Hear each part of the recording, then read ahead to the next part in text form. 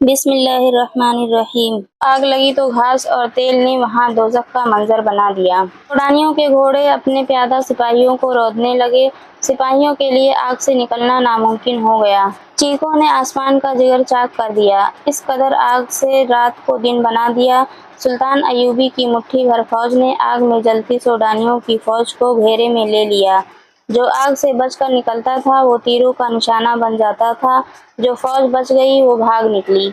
उधर सोडानियों की जो फौज महाज की तरफ सुल्तान की फौज पर हमला करने जा रही थी, उसका भी सुल्तान सलाहुद्दीन अय्यूबी ने इंतजाम कर रखा था। चंद एक दस्ते घात लगाए बैठे थे। इन दस्तों ने उस फौज के पिछले हिस्से पर हमला करके सारी फौज में भगदड़ मचा दी। ये दस्ते एक हमले में जो नुकसान कर सकते थे करके अंधेरे में गायब हो गए। सोडानी फौज संभल कर चली तो पिछले हिस्से पर एक और हमला हुआ। ये बर्क रफ्तार सवार थे जो हमला करके गायब हो गए। सुबह तक इस फौज के पिछले हिस्से पर 3 हमले हुए। सोडानी सिपाही उसी से बददिल हो गए। उन्हें मुकाबला करने का तो मौका ही नहीं मिलता था। दिन के वक्त कमांडरों ने बड़ी मुश्किल से फौज का हौसला बहाल किया, मगर रात को कूच के दौरान उनका फिर वही हश्र हुआ। दूसरी रात तारीकी में उन पर तीर भी बरसे। उन्हें अंधेरे में घोड़े दौड़ने की आवाज़ें सुनाई देती थीं, जो उनकी फौज के अक़ब में कश्तो खून करती चली जाती थीं। 3-4 यूरोपीय मौरखों ने, जिनमें लैंड पोल और दलीम खास तौर पर काबिले ज़िक्र हैं, लिखा है कि दुश्मन की कसीर नफरी पर रात के वक्त चंद एक सवारों से उकबी हिस्से पर शबखून मारना और गायब हो जाना सुल्तान अय्यूबी की ऐसी जंगी चाल थी जिसने आगे चलकर सलीबियों को बहुत नुकसान पहुंचाया। इस तरह सुल्तान अय्यूबी दुश्मन की पेशकदमी की रफ्तार को बहुत सुस्त कर देता था और दुश्मन को मजबूर कर देता था कि वो उसकी पसंद के मैदान में लड़े, जहां सुल्तान अय्यूबी ने जंग का पासा पलटने का इंतजाम कर रखा होता था। इन मौरखीन ने सुल्तान अय्यूबी की इन जाबाजों की जुर्अत और बर्क रफ्तारी की बहुत तारीफ की है। आज के जंगी मुबस्सिर, जिनकी नज़र जंग की तारीख पर है, राय देते हैं कि आज के कमांडो और गौरेला ऑपरेशन का मौजिद सुल्तान सलाहुद्दीन अय्यूबी है। वो इस तरीक़े जंग से दुश्मन के मंसूबे दरहम बरहम कर दिया करता था। सोडानियों पर उसने यही तरीका आजमाया और सिर्फ 2 रातों के बार बार के शबखून से उसने सोडानी सिपाहियों का लड़ने का जज्बा ख़त्म कर दिया। उनकी क़यादत में कोई दिमाग न था। ये क़यादत फ़ौज को संभाल न सकी। इस फ़ौज में अली बिन सुफियान के भी आदमी सोडानी सिपाहियों के भेष में मौजूद थे। उन्होंने ये अफवाह फैला दी कि अरब से एक लश्कर आ रहा है जो उन्हें काट कर रख देगा। उन्होंने बददिली और फरार का रुझान पैदा करने में पूरी कामयाबी हासिल की।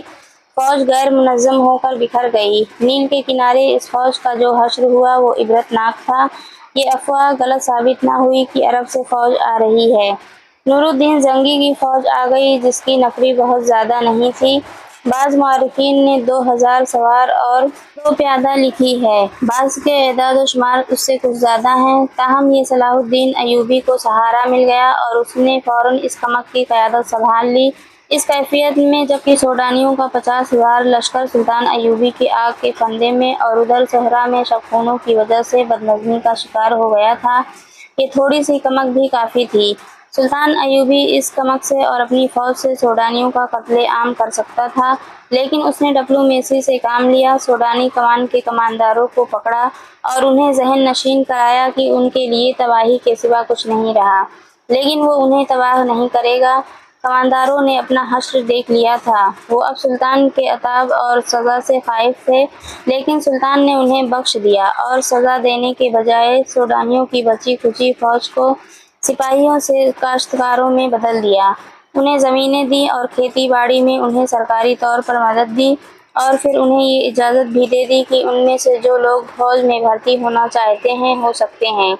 सोडानियों को यूं दानिशमंदी से ठिकाने लगाकर सलाहुद्दीन अय्यूबी ने नूरुद्दीन ज़ंगी की भेजी हुई फ़ौज और अपनी फ़ौज को यकजा करके उसमें वफ़ादार सोडानियों को भी शामिल करके एक फ़ौज मुनज़्ज़म की और सलेबियों पर हमले के मंसूबे बनाने लगा।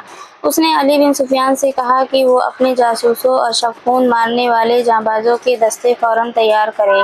उधर सलेबियों ने भी जासूसी और तख़रीब कारी का इंतज़ाम मुस्तहकम करना शुरू कर दिया। 7वीं लड़की जब सलाहुद्दीन अय्यूबी को कत्ल करने आई। सलाहुद्दीन अय्यूबी के दौर کے وقائع نگاروں نے لکھا ہے تحریروں میں کہ ایک شخص سیف اللہ کا ذکر ان الفاظ میں آتا ہے کہ اگر کسی انسان نے سلطان ایوبی کی عبادت کی ہے تو وہ سیف اللہ تھا۔ سلطان ایوبی کے گہرے دوست اور دست راست بہاؤالدین شداد کی اس ڈائری میں، جو آج بھی عربی لفظ میں محفوظ ہے، سیف اللہ کا ذکر ذرا تفصیل سے ملتا ہے۔ یہ شخص، جس کا نام کسی باقاعدہ تاریخ میں نہیں ملتا، صلاح الدین ایوبی کی وفات کے بعد 17 سال زندہ رہا۔ وقائع نگار لکھتے ہیں کہ اس نے عمر کے یہ آخری 17 سال سلطان ایوبی کی قبر کی مجاوری میں گزارے تھے۔ اس نے وصیت کی تھی کہ وہ مر جائے تو اسے سلطان کے ساتھ دفن کیا جائے، مگر سیف اللہ کی کوئی حیثیت نہیں تھی۔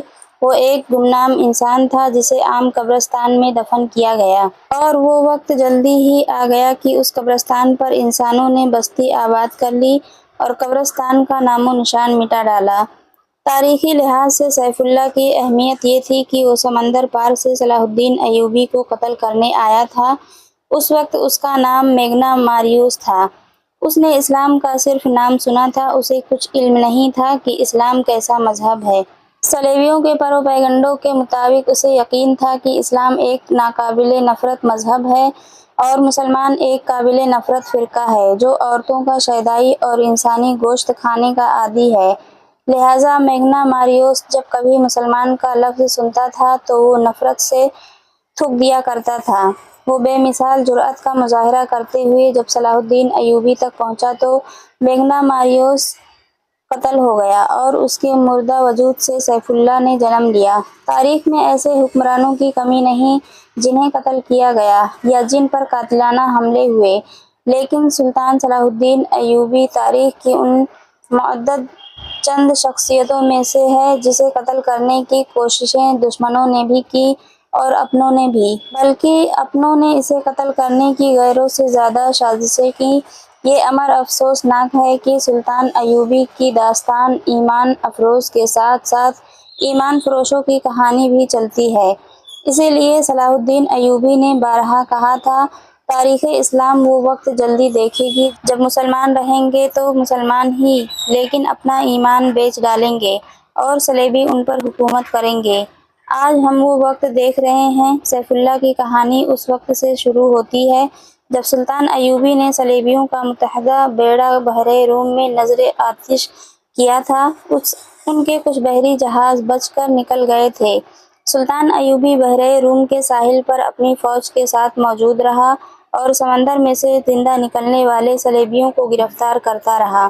ان میں 7 لڑکیاں بھی تھیں جن کا تفصیلی ذکر آپ پڑھ چکے ہیں۔ مصر میں سلطان کی سوڈانی سپاہ نے بغاوت کر دی جسے سلطان نے دبا لیا۔ اسے سلطان زنگی کی بھیجی ہوئی کمک بھی مل گئی۔ وہ اب صلیبیوں کے عزائم کو ختم کرنے کے منصوبے بنانے لگا۔ بحر روم کے پار روم شہر کے مضافات میں صلیبی سربراہوں کی کانفرنس ہو رہی تھی۔ ان میں شاہ آگسٹس تھا، شاہ ریمانڈ اور شہنشاہ لوئی ہفتم کا بھائی رابرٹ بھی تھا۔ اس کانفرنس میں سب سے زیادہ قہر و غضب میں آیا ہوا ایک شخص تھا جس کا نام ایملرک تھا۔ وہ صلیبیوں کے اس متحدہ بیڑے کا کمانڈر تھا جو مصر پر فوج کشی کے لیے گیا تھا، مگر صلاح الدین ایوبی ان پر ناگہانی آفت کی طرح ٹوٹ پڑا اور اس بیڑے کے ایک بھی سپاہی کو مصر کے ساحل پر قدم نہ رکھنے دیا۔ مصر کے ساحل پر جو صلیبی پہنچے وہ سلطان ایوبی کے ہاتھ میں جنگی قیدی تھے۔ صلیبیوں کی کانفرنس میں ایملرک کے ہونٹ کانپ رہے تھے۔ اس کا بیڑا غرق ہوئے 15 دن گزر گئے تھے۔ وہ 15ویں دن اٹلی کے ساحل پر پہنچا تھا۔ سلطان ایوبی کے آتش تیر اندازوں نے اس کے جہازوں کے بادبان اور مستول جلا ڈالے تھے۔ یہ تو اس کی خوش قسمتی تھی کہ اس کے ملاحوں اور سپاہیوں نے آگ پر قابو پا لیا تھا اور وہ جہاز کو بچا لے گئے تھے، مگر بادبانوں کے بغیر جہاز سمندر پر ڈولتا رہا۔ پھر طوفان آ گیا، اس کے بچنے کی کوئی صورت نہیں رہی۔ بہت سے بچے کھچے جہاز اور کشتیاں اس طوفان میں غرق ہو گئی تھیں۔ یہ ایک معجزہ تھا کہ ایملرک کا جہاز ڈولتا بھٹکتا ڈوب ڈوب کر ابھرتا اٹلی کے ساحل سے جا لگا تھا۔ اس میں اس کے ملاحوں کا بھی کمال شامل تھا۔ انہوں نے چپوؤں کے زور پر جہاز کو قابو میں رکھا تھا۔ ساحل پر پہنچتے ہی اس نے ان تمام ملاحوں اور سپاہیوں کو بے دریغ انعام دیا۔ صلیبی سربراہ وہیں اس کے منتظر تھے۔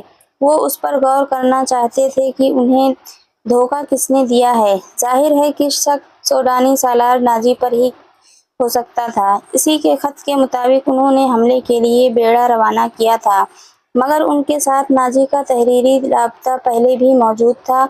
उन्होंने नाजी के इस खत की तहरीर पहले 2 खतों से मिलाई तो उन्हें शक हुआ कि ये कोई गड़बड़ है। उन्होंने काहिरा में जासूस भेज रखे थे, मगर उनकी तरफ से भी कोई इत्तला नहीं मिली। उन्हें ये बताने वाला कोई न था कि सुल्तान सलाहुद्दीन अय्यूबी ने नाजी और उसके साजिशी सालारों को खुफिया तरीके से मरवा दिया और रात की तारीकी में गुमनाम कब्रों में दफन कर दिया था। और सलेबी सरबराहों और बादशाहों के वहमो गुमान में भी ये बात नहीं आ सकती थी कि जिस खत पर उन्होंने बेड़ा रवाना किया था वो खत नाजी का ही था, मगर हमले की तारीख सुल्तान सलाहुद्दीन अय्यूबी ने तब्दील करके लिखी थी। जासूसों को ऐसी मालूमात कहीं से भी नहीं मिल सकती थी। ये कॉन्फ्रेंस किसी नतीजे पर ना पहुंच सकी। एमलर्क के मुंह से बात तक नहीं निकलती थी। वो शिकस्त खुर्दा था, गुस्से में भी था और थका हुआ भी था। कॉन्फ्रेंस अगले रोज के लिए मुलतवी कर दी गई। रात के वक्त ये तमाम सरबराह शिकस्त का गम शराब में डुबो रहे थे। एक आदमी इस महफिल में आया, इसे सिर्फ रेमांड जानता था। वो रेमांड का काबिले एतमाद जासूस था। वो हमले की शाम मिस्र के साहिल पर उतरा था। उससे थोड़ी ही देर बाद सलेबियों का बेड़ा आया और उसकी आंखों के सामने ये बेड़ा सुल्तान अय्यूबी की कलील फौज के हाथों तबाह हुआ था। ये जासूस मिस्र के साहिल पर रहा और उसने बहुत सी मालूमात मुहैया कर ली थी। रेमांड ने उसका तारुफ कराया तो सब उसके इर्द गिर्द जमा हो गए।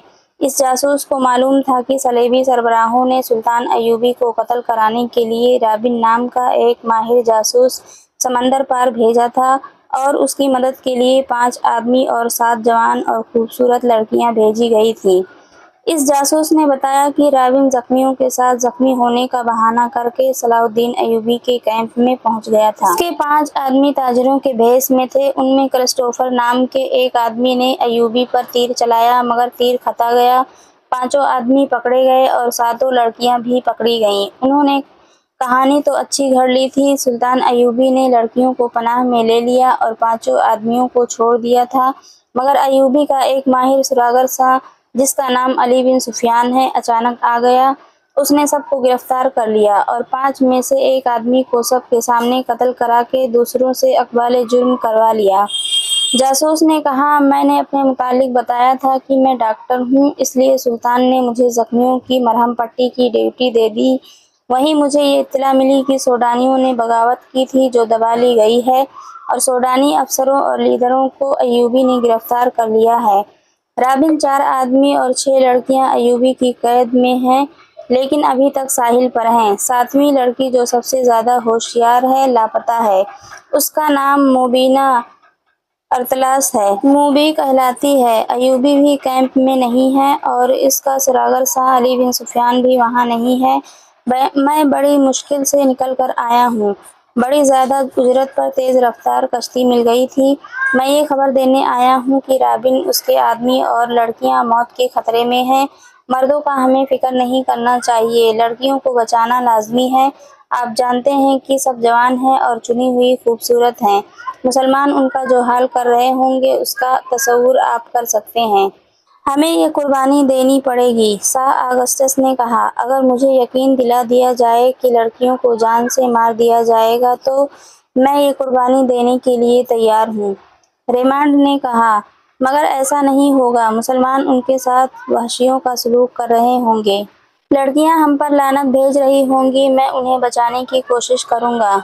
ये भी हो सकता है, रॉबर्ट ने कहा, कि मुसलमान उन लड़कियों के साथ अच्छा सलूक करके हमारे खिलाफ जासूसी के लिए इस्तेमाल करने लगें। बहरहाल हमारा फ़र्ज़ ये है कि उन्हें कैद से आज़ाद कराएं। मैं उसके लिए अपना आधा खजाना खर्च करने के लिए तैयार हूँ।